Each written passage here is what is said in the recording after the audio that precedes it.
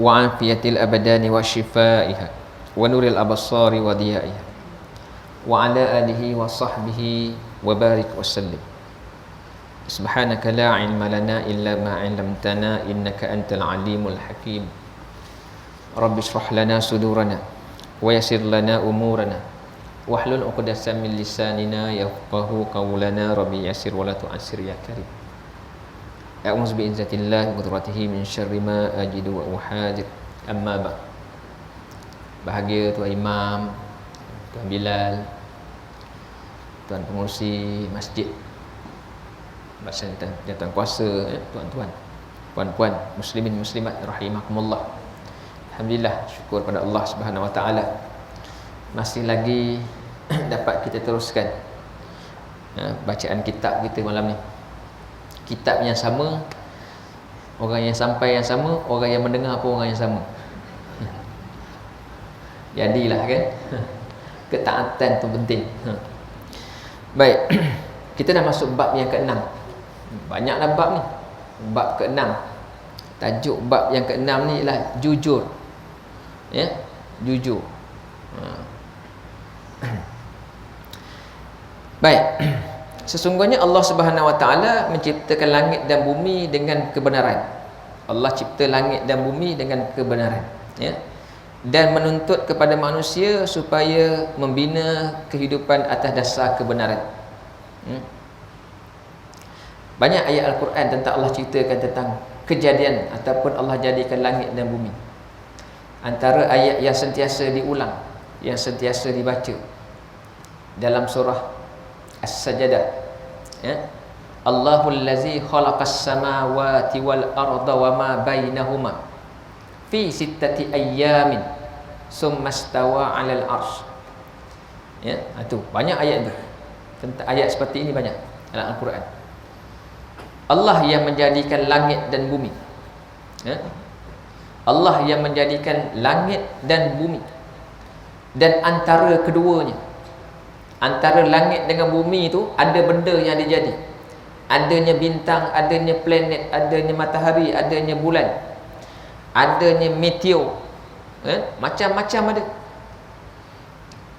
Bukan satu, bukan dua, malahan terlalu banyak, tak mampu dihitung oleh pengiraan manusia.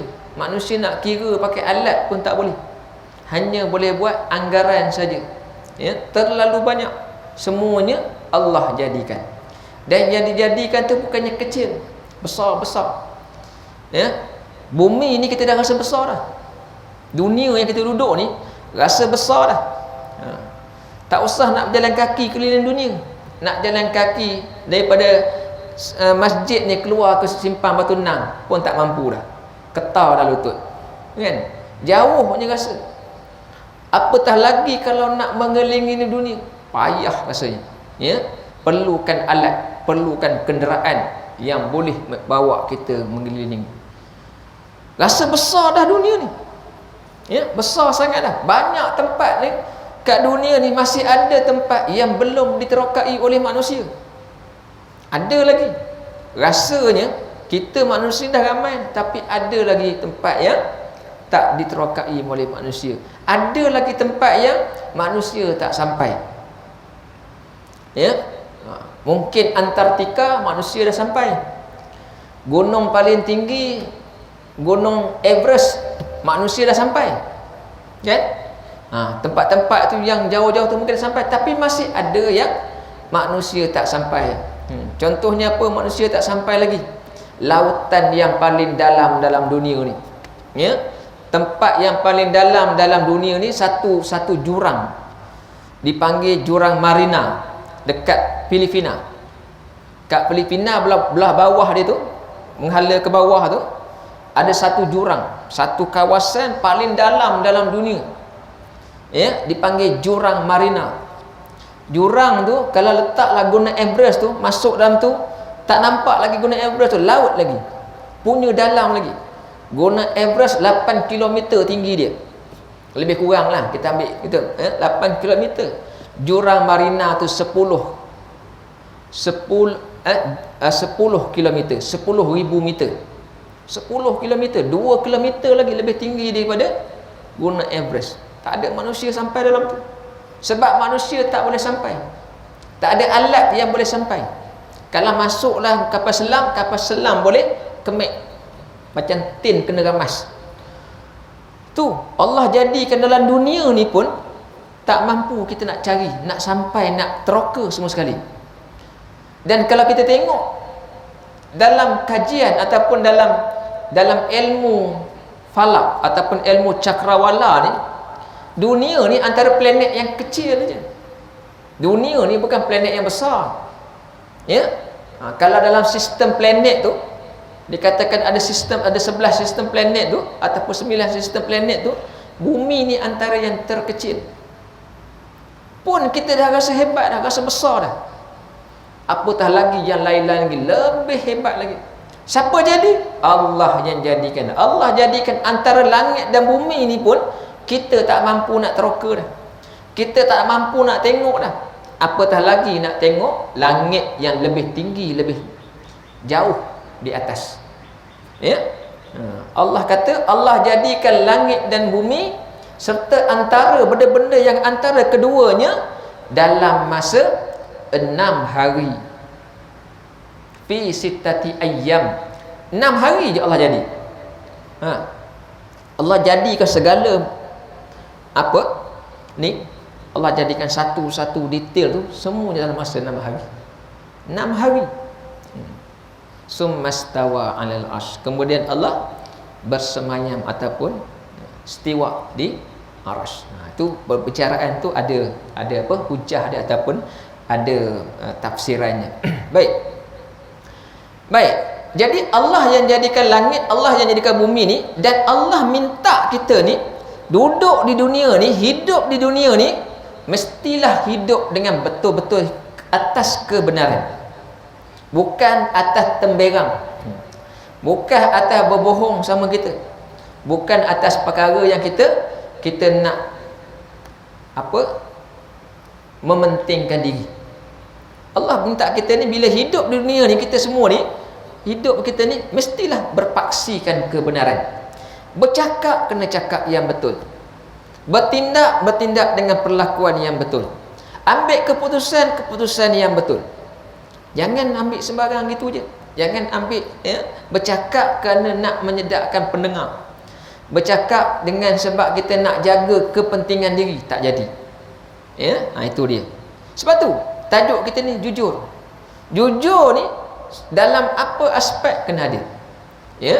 Kita hidup dalam keluarga sama pasangan suami isteri, kena ada kejujuran. Cuba tengok mana-mana keluarga ataupun pasangan yang tidak jujur, yang saling berbohong sama sendiri, apa jadi? Banyak masalah rumah tangga berlaku. Kenapa? Kerana tidak ada kejujuran dalam pasangan. Masing-masing buat perkara yang tidak disukai oleh pasangan. Masing-masing tidak hormat antara pasangan, suami dan isteri. Maka keluarga jadi hancur. Saya duduk sekolah ni, berhati banyak kes. Duduk di sekolah ni, kita berhadapan dengan anak-anak, kita tengok keadaan anak-anak kesian. Banyak sangat masalah rumah tangga. Tadi baru satu telefon terima pagi tengah hari tadi, petang tadi. Dia telefon tengah hari, masa tu saya diahan, saya kata kejap lagi puan saya telefon balik. Petang tadi dapat telefon, dah selesai urusan kita, macam-macam mesyuarat apa semua, dah selesai petang tadi, baru dapat call balik. Seorang ibu kata saya bawa lari anak ni kat Terengganu sekarang ni. Dia bawa lari tapi dia cerita kat Terengganu. Kita pun tahu kat mana dia ada. Dia kata, cikgu, saya ni sekarang ni saya dah tak boleh duduk dengan suami lagi. Saya dengan suami ni dah, tapi tak bercerai, dalam proses kata, saya nak minta cerai kata. Tapi saya tak boleh balik ke Teluk Kemang. Saya kena sekarang kat Terengganu. Saya nak pindahkan anak ni, dia kata. Nak pindahkan anak ni, macam mana saya nak pindah? Saya kata, kalau dalam keadaan macam ni, perebutan ataupun ada pertelingkah dan keluarga, saya tak boleh benarkan pindah anak. Saya tak boleh benarkan pindah anak. Sebab hak tu masing-masing ada. Mak ada hak, ayah ada hak. Kalau sebenarnya mak buat perpindahan, tiba-tiba ayahnya tak bagi. Ayah saman saya juga. Tak terjawab saya juga. Tak boleh. Puan kena selesaikan juga. Kena bincang elok-elok. Kena pakat elok-elok. Kalau tidak pun, bila ambil kes perceraian, bercerai, ambil hak penjagaan. Bila dapat hak penjagaan, puan boleh bawa anak mana-mana. Kalau tidak, tak boleh. Ni. Jadi, apa jadi pada anak? Anak ni dah duduk Terengganu. Di Terengganu dia tak boleh pergi sekolah. Sebab nama dia dekat kita. Kita tak boleh keluarkan macam tu je. Maknanya anak tak sekolah. Apa jadi? Ni. Keadaan kita sekarang ni. Banyak kes. Kita duduk sekolah ni selalu berhadapan dengan masalah orang aja. Masalah kita pun tak settle. Masalah kita pun macam-macam. Tapi masalah orang tu pun kita kena hadap. Tapi tak apa. Kita bantu. Mana yang kita boleh bantu, kita beri nasihat. Berpegang teguh pada kejujuran, mengutamakannya dalam setiap urusan dan menjadikannya sebagai dasar dalam memutuskan sesuatu. Semua itu adalah asas yang kukuh bagi akhlak seorang Muslim. Kita ni Muslim. Macam mana kita nak tunjukkan akhlak kita ni baik? Orang Muslim nak kata dia akhlak baik, dia mesti dalam bab ini perlu ada kejujuran. Orang kita ni, orang Islam ni, tapi kita alhamdulillah lah, kita nampak kita orang Islam ni bab ini kita jaga. Walaupun ada kalangan kita yang memang tidak jujur, ada, tetapi sebahagian besar orang Islam ni dia berpegang pada kejujuran. Kenapa kita pegang? Sebab kita tidak ada kepentingan. Tapi kalau kita ada kepentingan, belum tentu lagi. Kita ada sesuatu kepentingan, kita nak ambil sesuatu, ataupun kita diberi kuasa sesuatu, belum tentu kita boleh jadi jujur. Sekarang ni duduk kampung ni bolehlah jujur. Habis-habis tengok pokok apa ni, pokok kelapa, pokok mangga tengah berbuah, tengah berbunga sekarang ni, memanglah boleh jujur. Cuba kita memegang sesuatu jawatan yang menanggung ataupun bertanggungjawab menguruskan sejumlah keuangan, belum tentu boleh jujur lagi kita ni. Belum diuji. Jadi untung kita ni tak pegang pangkat besar, tak pegang jawatan besar, tak diuji dengan ujian yang besar. Itu dia. Sabda Nabi sallallahu alaihi wasallam. Nabi kata apa dalam bab ni? Iyyakum waz-zanna fa inna az-zanna akzabul hadis. Rawahu al-Bukhari. Nabi kata, berhati-hatilah ke kalian terhadap prasangka, tentang berhati-hati dengan zon, syak wasangka, curiga. Berhati-hati. Kalau nak curiga orang tu, berhati-hati. Jangan pandang orang tu curiga, tengok gelagat orang yang curiga, segala-gala kita curiga dengan orang. Akhirnya berlakulah kata-kata ataupun sangkaan yang tidak betul. Bila berlaku sangkaan tidak betul, maka dia akan mewujudkan fitnah, maka rosak masyarakat. Berhati-hatilah kalian terhadap prasangka. Sesungguhnya prasangka itu adalah omongan yang paling bohong. Prasangka bahaya. Sebab tu dalam Islam dia ada satu sifat yang dikatakan buruk. Salah satu sifat buruk ataupun sifat mazmumah ialah su'uzzan. Dipanggil su'uzzan. Su'uzzan ni apa? Buruk sangka. Kita pandang orang rasa buruk. Tengok jiran sebelah pandang buruk. Syak tentang benda buruk. Ini adalah sifat buruk. Islam tak benar. Kita dalam keadaan apa pun kena husnuzan. Sangka baik dulu, lepas tu kalau terbukti buruk barulah pandang buruk. Ambil positif dulu. Husnuzan, pandang baik. Islam macam tu. Sebab itulah ada hadis Nabi sebut, kita ni kalau kita menjatuhkan hukuman, biarlah kita salah menjatuhkan hukuman orang yang bersalah tu tak bersalah, daripada kita menjatuhkan hukuman orang yang tak bersalah dikira bersalah. Itu jadi zalim. Itu dia. Baik. Kemudian sabda Nabi lagi. Nabi kata, da'ma yuribuka ila ma la yuribuka. Fa inna sidqa tuma'nina wal kaziba raibah. Tinggalkan apa yang meragukan. Apa yang kita ragu, Nabi kata tinggalkan. Kepada apa yang tidak meragukan. Ragu kena buang cepat, tolak cepat. Nak minum air, nampak air ni, tiba-tiba rasa macam ada warna hitam putih dalam tu. Ada warna hitam putih ni benda ni, kan? Tak cicak ke ni? Nak minum tak minum, tak jadi minum, kan? Jadi buang. Sebab tu dalam bab ni kena jaga. Kalau kita ragu benda tu nampak macam tak berapa, kita tolak. Tinggalkan terus supaya hilang keraguan tu. Kita bimbang kalau kita minum, kita takut kita minum. Contohnya minuman yang bernajis, minuman yang haram, kita ragu benda tu halal ke haram, kita minum juga. Akhirnya jadi benda tu rupanya haram. Kan alangkah ruginya kita, ya. Beli minuman dalam apa? Dalam kedai. Pergi 7E bercampur dalam peti air tu macam-macam ada. Nampak air ni macam okey ni. Mana dah tahu kalau kasbet ke memang kita kenal dah. Ini memang arak. Ini botol baru ni. Ini nampak dia bercampur dengan apa? Campur pula dengan ada air kopi dalam tu. Kita pun ambil tapi rasa macam arak je, macam minum keras ni. Tak apalah, cuba je dulu. Ambil minum. Kita dah ragu, maka kita minum. Maka bila benda tu haram, terus rugi kat kita. Lebih baik terus jangan ambil. Tinggalkan apa yang meragukan kau dan buatlah apa yang tidak meragukan. Berkata benar adalah ketenteraman dan dusta adalah keraguan. Bercakap benar ni, bila cakap benar, kadang-kadang ada orang dia takut nak cakap betul. Sebab apa? Sebab nak jaga perasaan. Kalau cakap terus-terang ni kecil hati dia, kan? Ataupun kalau kita cakap terus-terang kan, entah apa-apa kan, kita rasa bersalah pula. Kita rasa apa? Kita pun suruh, kita pun cuba cakap benda yang sebaliknya sebab nak jaga hati. Bila kita cakap macam tu, jiwa kita tak tenang. Kita akan sentiasa rasa bersalah. Rasa bersalah ni dia akan hantui kita bila-bila, sampai bila-bila.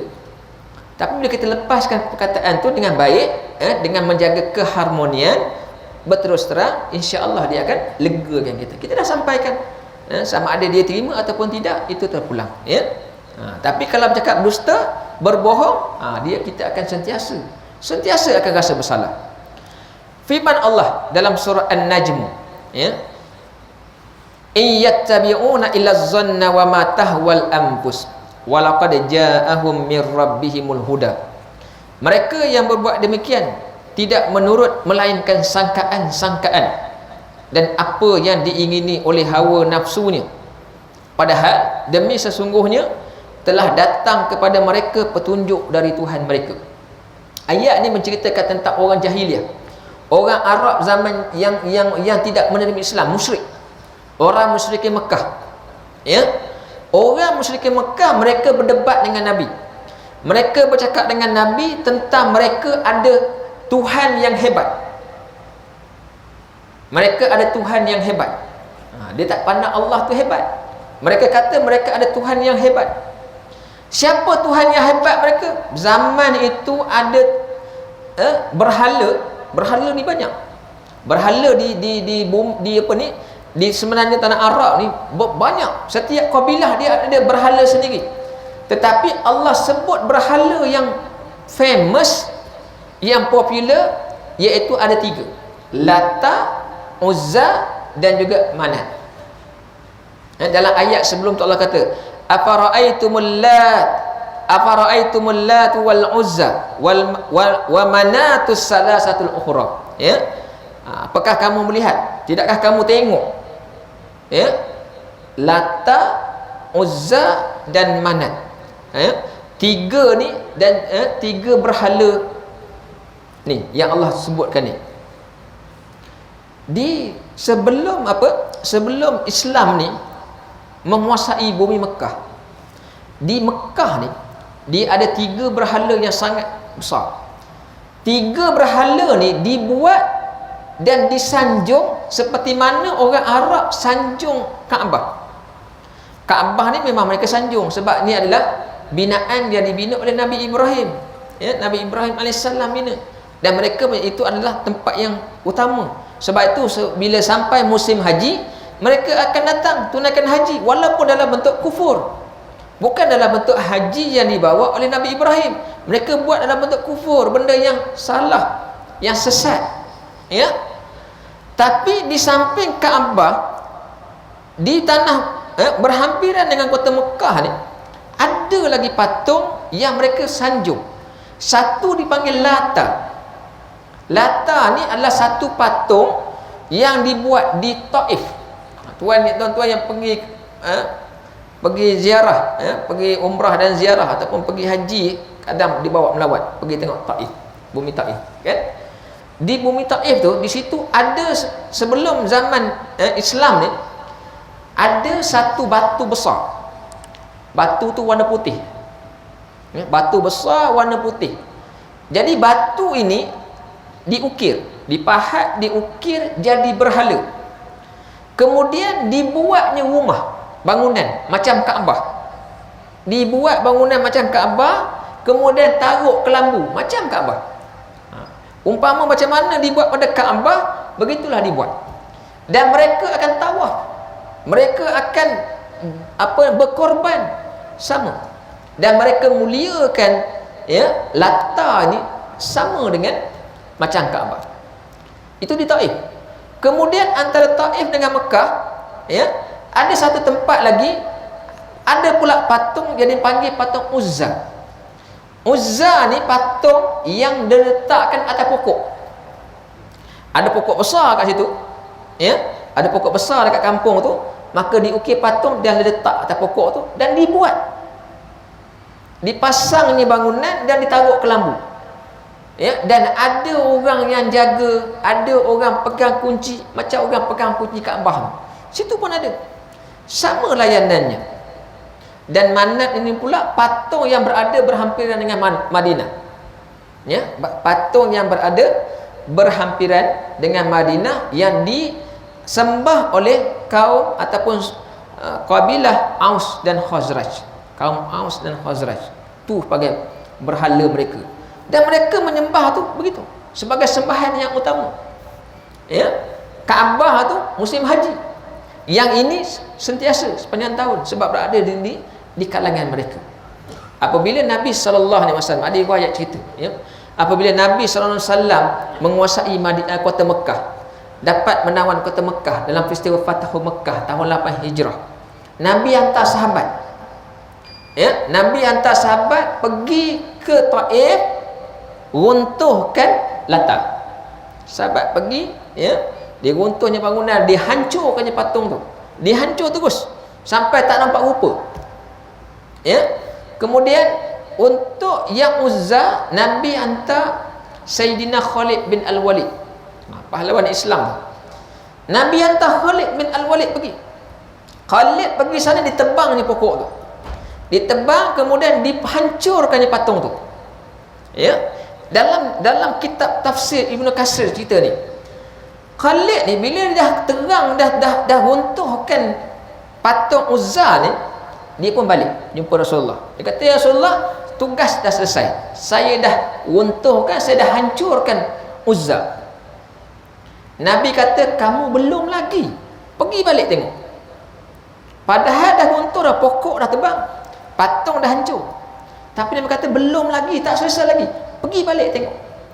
Dalam tafsir Ibnu Katsir cerita kisah bagaimana ketika Khalid balik, orang penduduk situ tengah bersedia ni, tengah ada nak buat serang hendak macam itulah. Khalid bila sampai dekat tempat tu, dia kata dia nampak ada seorang perempuan yang bertelanjang, tak ada pakaian, rambut sampai bumi. Apa benda tu? Ni zaman Nabi. Dalam tafsir Ibn Katsir cerita, Khalid bila sampai situ dekat tempat patung tu, ada seorang perempuan yang tidak berpakaian, rambut sampai bumi, dan Khalid terus tikam bunuh. Ni sembahan tu yang orang sembah. Puja ni kan kita ada puja. Kalau Hindu dia ada puja, dia puja. Bila dia puja, benda-benda ni akan keluar, jin syaitan ni akan keluar sebab dia dipuja. Jadi itu berlaku zaman Nabi. Tu dia. Kalau zaman kita ni sakira lah, baik. Kemudian kenapa Allah cerita tadi, mereka buat demikian tidak menurut melainkan sangkaan dan apa yang diingini oleh hawa nafsu. Sebab apa? Sebab orang musyrikin Mekah zaman itu, mereka menyangka Lata, Uzza, Manat ni itulah yang terbaik, itulah yang melindungi mereka. Sedangkan Allah kata itu sangkaan saja, zon saja.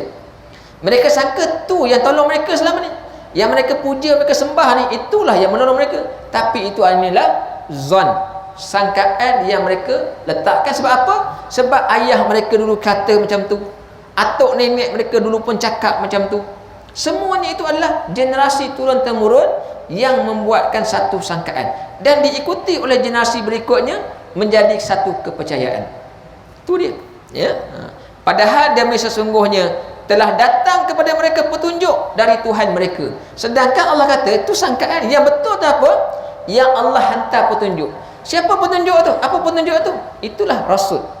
Itulah para nabi, para rasul. Ya, para rasul, ya, contoh Rasulullah, itulah yang bawa petunjuk yang betul. Tapi mereka bagaimana? Mereka melawan, mereka menentang, mereka tidak patuh. Itu dia. Baik. Kemudian Allah sebut dalam surah An-Najm juga ayat 28. Wa ma lahum bihi min ilm in yattabi'una illa adh-dhann wa inna adh-dhanna la yughni minal haqqi syai'a. Ni kataan tentang sangka, bersangka buruk ni.